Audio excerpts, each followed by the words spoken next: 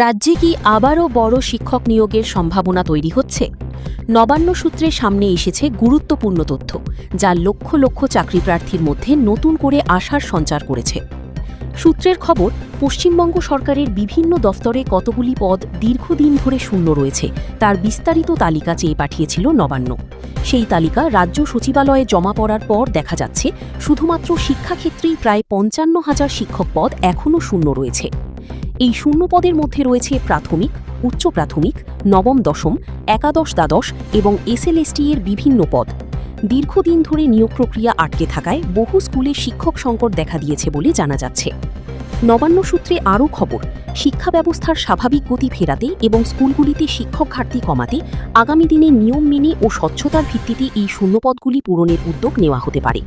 যদিও এখনও পর্যন্ত সরকারিভাবে কোনো নিয়োগ বিজ্ঞপ্তি প্রকাশ করা হয়নি, তবে এই তথ্য সামনে আসার পর চাকরিপ্রার্থীদের মধ্যে জোর চর্চা শুরু হয়েছে। এখন সবার নজর সরকারের পরবর্তী পদক্ষেপের দিকে।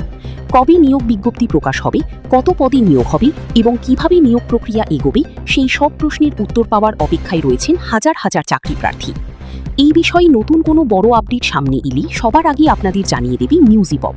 তাই বাংলা ব্রেকিং নিউজের প্রতিটি গুরুত্বপূর্ণ খবর জানতে চোখ রাখুন নিউজ ইপপে।